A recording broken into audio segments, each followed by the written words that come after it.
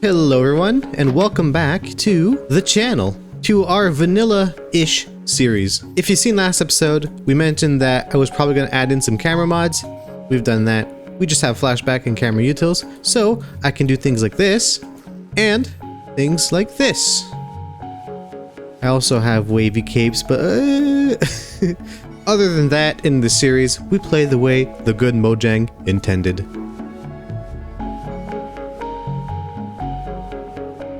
So in the last episode, which was the first episode, we built up our little starter house here with our little starter house area. And that actually is pretty much it. What are we going to do today? These guys are here so often, I really don't get it.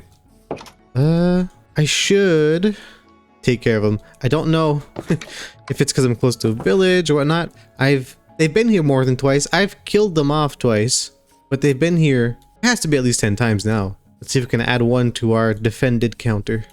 Oh my god. That's a loop.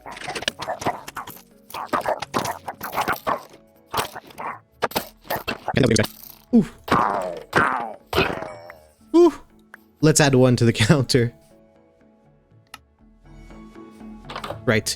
So, I'm pretty much decided that eventually we're going to move out from here into an actual base, and I'm pretty sure what I want to do is have a big base inside this mountain. So I'm thinking we have like the main, or at least the first part of it here.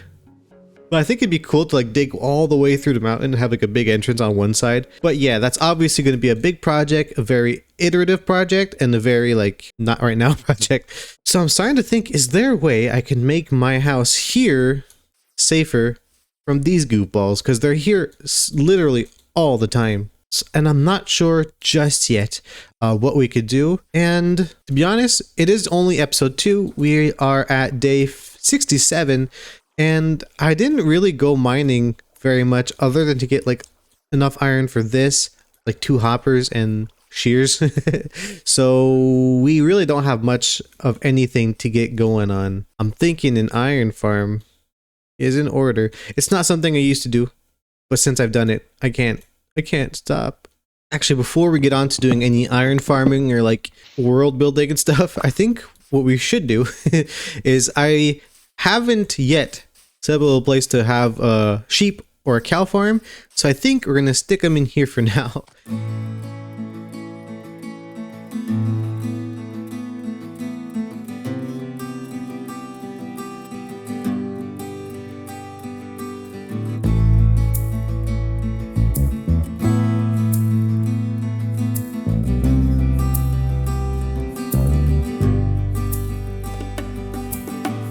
There we are. It'll do the job for now. And since name tags are practically free now with the update, I think we can name these guys and then try to see how long we can keep them alive. And maybe, hopefully, like forever. Alright, so you are going to be Rufus and Thatch. And over here we have Wooly and Mouton. Now, make babies. Now, our next order of business, I think, is really going to be building an iron farm. I'm going to try to build most everything on my own. Of course, maybe later when we get to building moss farms and stuff, I probably will have to use references, but I want to understand it. We'll start with just a small one to get us started, and if we need bigger later, then we'll do that. But I just think a single, normal iron farm for now will do us wonders. So I guess step 1 will be see if there are actually any villagers left. Hopefully they haven't been killed off. Oh, up there there's more. Okay, that's good actually. Okay, we have a few people here. Good. I need you people to go to bed. That'll do. Now where are you guys going? You know what, I think we're gonna not complicate our lives too much since we have these 2 guys in here. The other villagers can do whatever they please. Because we're gonna take this building and this is not gonna be our iron farm, I'm just gonna use this as a very inefficient and manual Villager breeder. Are there 2 beds in there? Oh, I need more than 2 beds. I just realized. Perhaps the mood has passed. I do have a little mini project that I want to try out. The start of one anyways. Having to do with the terrain in front of the house. I think we just want to do a little bit of terraforming, and this is just to get us started. I want to link up the pond here. I guess this kind of river because it does go off this ways.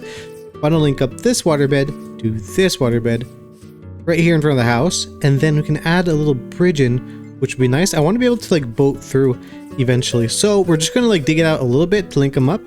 We might just keep it 1 block deep just to say that it connects, and eventually if we want to with better tools, then we can make it deeper and more detailed.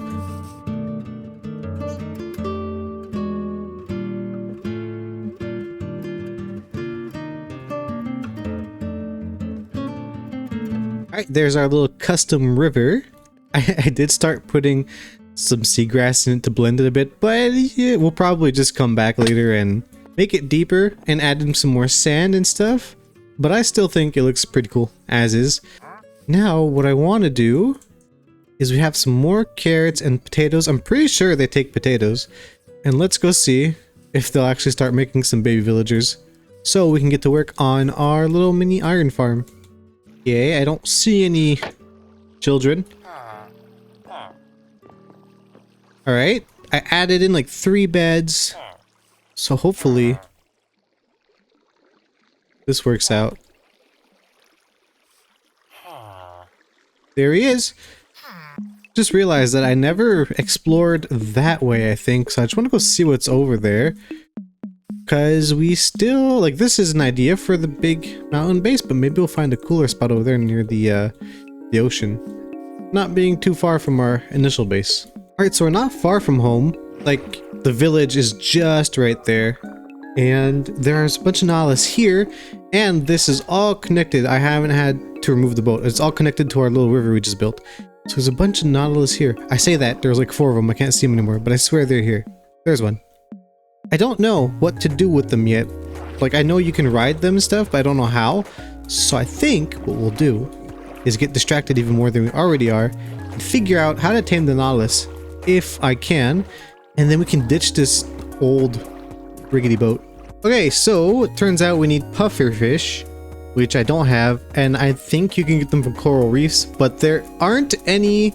Well, I mean, I haven't explored very much, but there isn't one that I know. Nautilus later. I don't like those sounds. Oh, insane. Insane.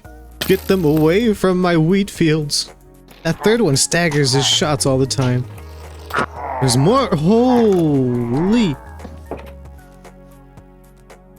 Alright, now, for our iron farm, I was debating on actually, like, building the farm and then covering it up with a build, but since we're not planning anything out really, it takes a bit of time, and I want to have tools for that first. So I think what we shall do for the rest of the episode is in here.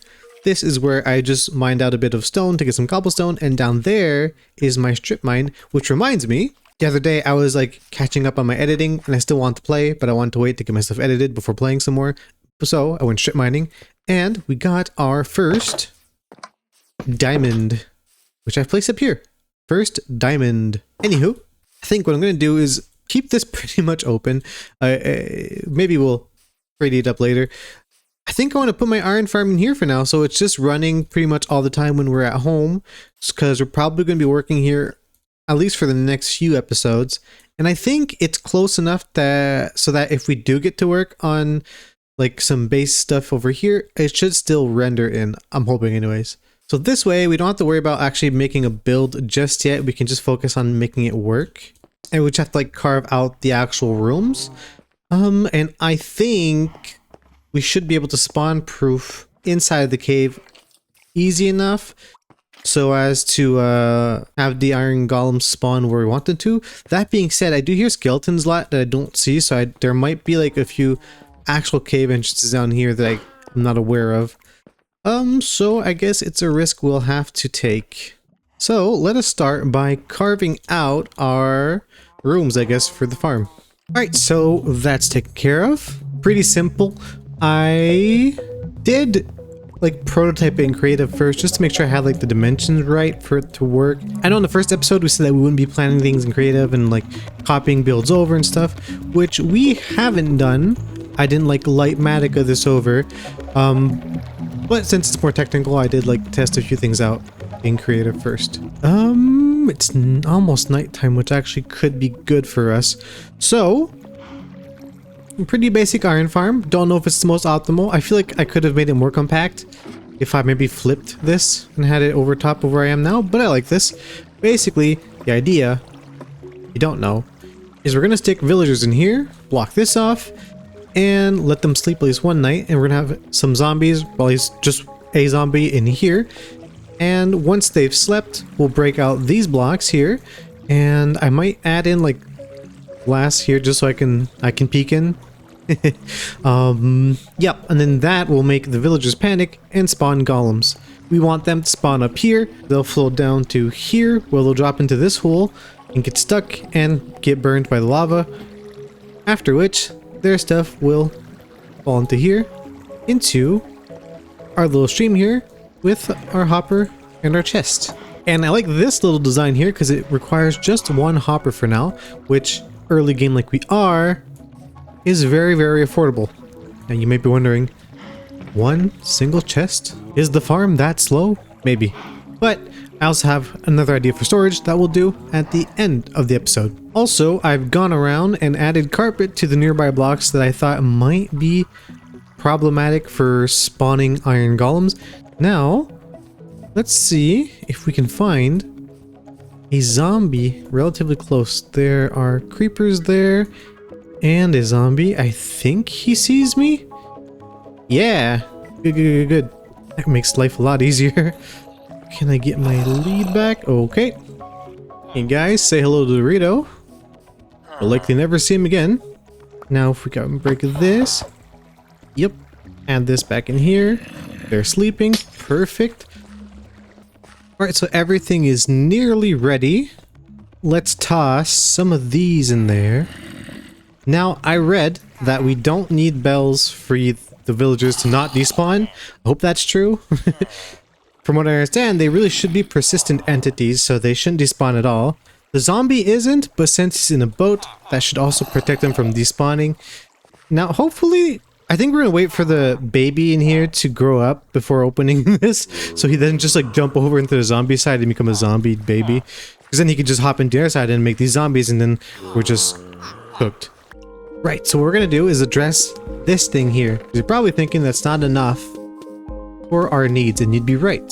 So let's start off by fencing this off, just so nothing falls in. We're gonna need more fences. Let's grab this. Smack that down there, smack this down here, and if I recall, yes sir, cool. Grab this, and let's swap them out. Pretty cool, huh? Now, we'll probably rearrange this later, as I mentioned, but what we're gonna do is just have like this right here. And there we go. We'll just have to take our time and find some bees eventually so we can wax the guy, so he doesn't freeze up on us. But now, in episode 2, we have, hopefully, a working iron farm, and it'll sort itself out. Alright, so our baby villager has grown up. Now is to see if everything actually works.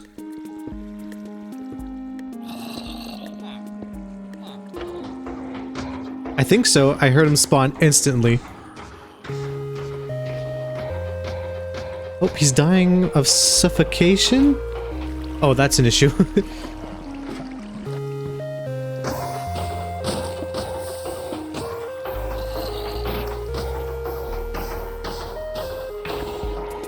We got Poppy as an iron. Let's just see if we get like another one. Let's just wait and see if that was a fluke. Oh, we got another one. I don't know why they're spawning in the wall though. It seems to fix itself at least.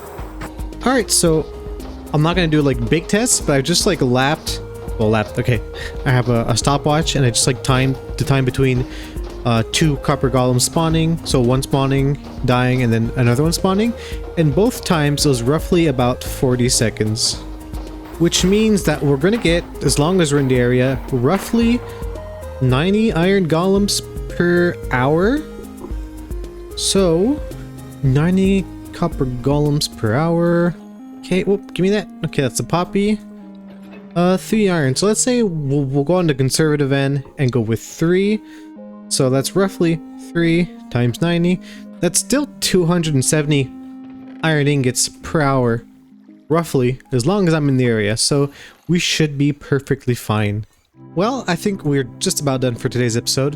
I'm not sure how much I actually showed in that time lapse, but we changed this doorway a few times. But I think I like this for now, at least. And we've also started to like decorate the inside a little bit.